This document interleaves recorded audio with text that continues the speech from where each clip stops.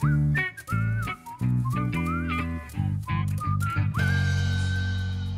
guys, I'm Prokopenko. I've been teaching drawing and painting for 10 years now.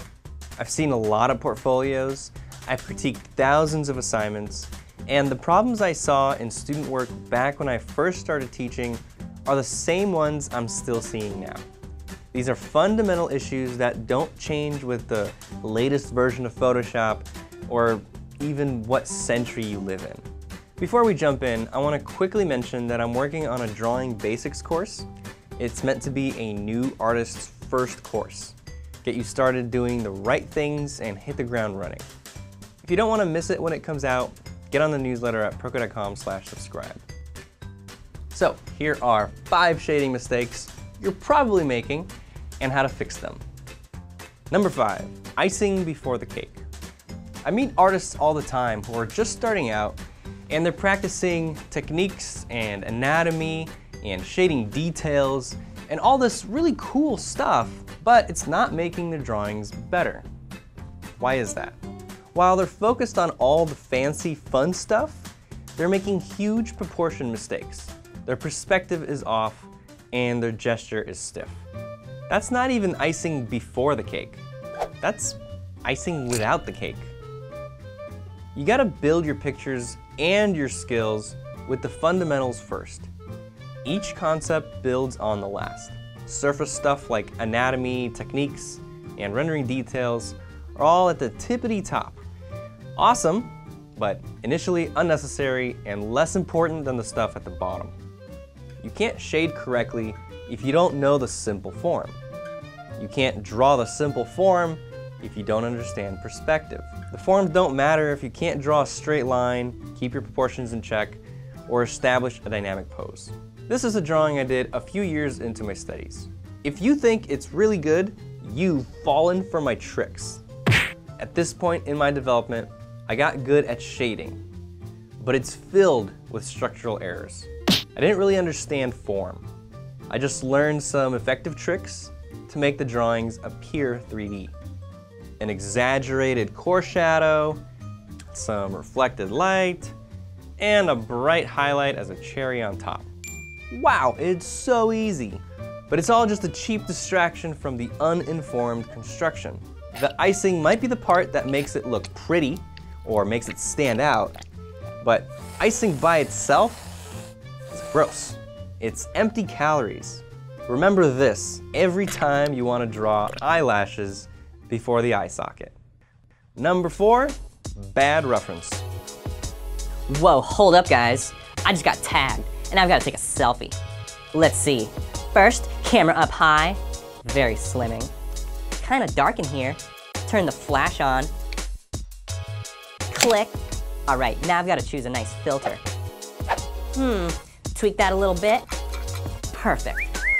We've distorted and edited the shit out of that photo. It might be flattering or maybe even a good photo, but photography and drawing are 2 different fields. Something that makes a good photo won't necessarily make good reference for drawing. You won't be able to draw something like this from a photo like this. Drawing from bad photos is super common, but super easy to fix. I wrote a blog post about it ages ago, so you can go there for a more detailed lesson on what makes good photo reference.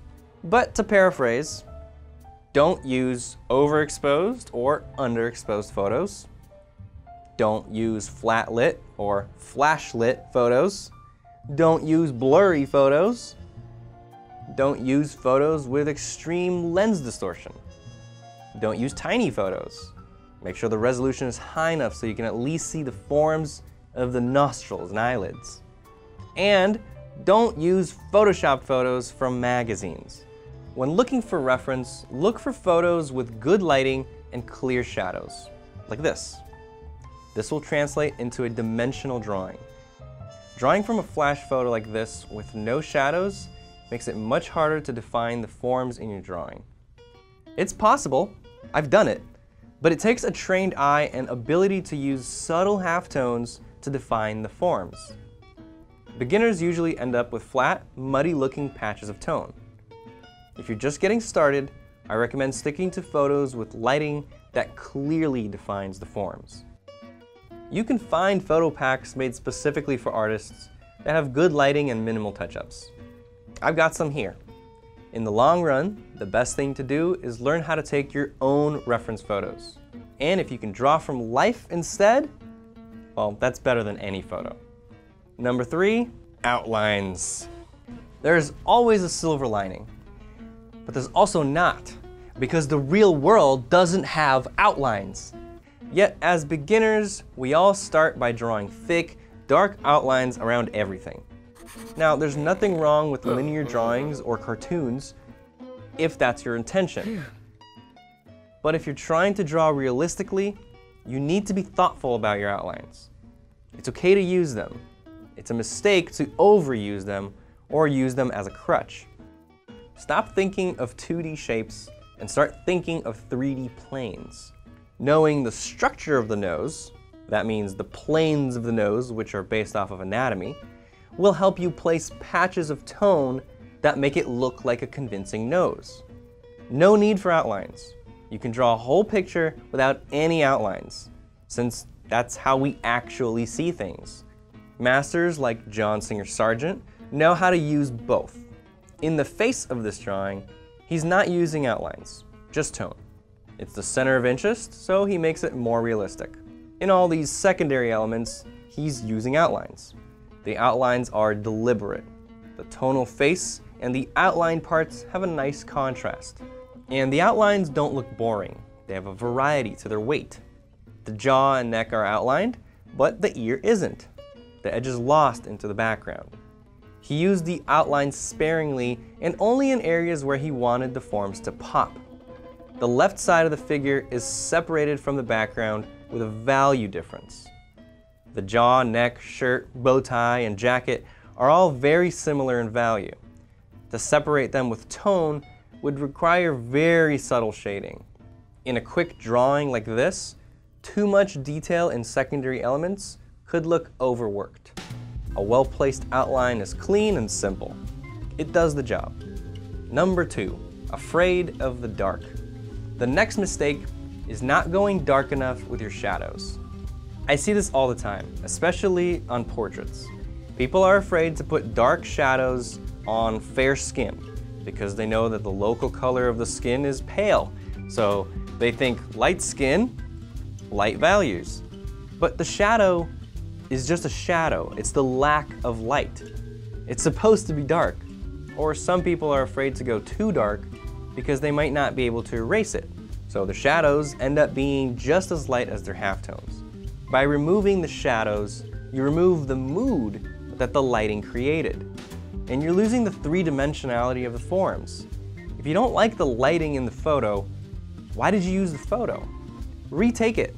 Don't make it that hard on yourself. Inventing a new light setup on a face is really hard. If you're advanced, you can do whatever.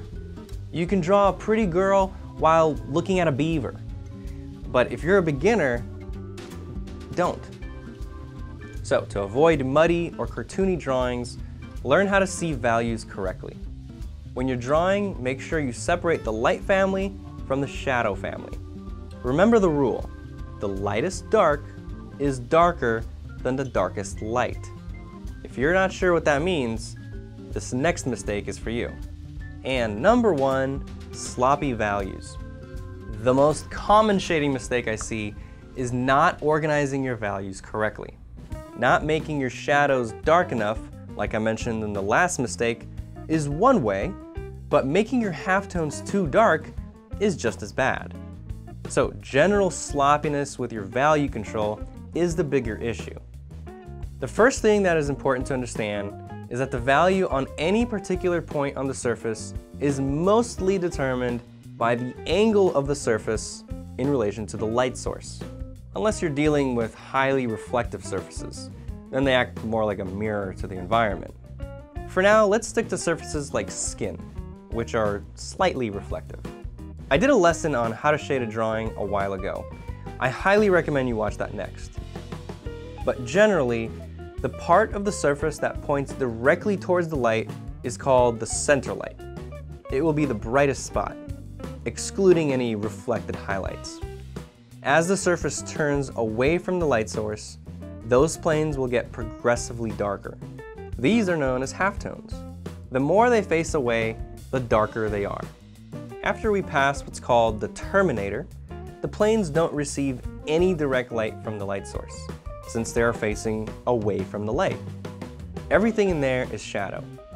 Unless you're in space, shadows won't be pure black. Light will bounce off other things in the environment. So within the shadows, you'll have bounce light, or reflected light. But those are still darker than the halftones in the lit side. That's the general concept. There's also occlusion shadows, cast shadows, coarse shadows, and highlights, but you can go over the other lesson for the full explanation. Okay, so now that you understand form and how light reveals form, it's important to stay consistent throughout your drawing. Light reveals the three-dimensional forms because the value of a plane tells the viewer the angle of that plane.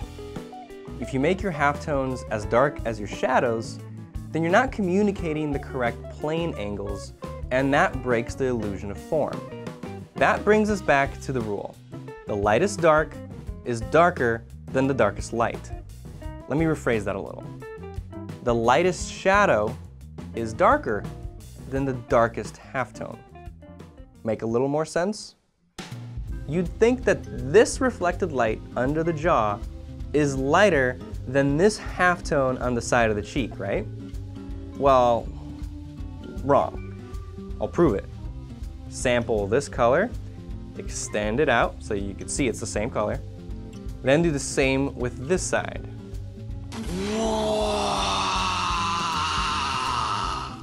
So, if it's in the shadow family, it should be darker than anything in the light family. Organize your values and use them correctly in your drawing. And I don't mean that you have to organize your values exactly like this. You can stretch your light family and shrink the shadows, or you can add more contrast between the two. You don't even have to use the full value scale. You can limit your values so that your darkest dark is a value 5, but the relationship of the values are still organized. And the key is to stay consistent with that throughout your whole drawing. If you break that, it should be intentional. There's also incomplete shadows. Scratchy shading that has all these little holes of light in the shadow. The holes are as light as a highlight, and they break up the shadows and ruin the effect of light on form. So the shadows don't actually look dark, they just look spotty. Shadows look like halftones and halftones look like shadows. The result is dirty looking skin. You can fix this by filling in the holes manually, blending, or preventing it from happening in the first place by shading with tight, close together lines.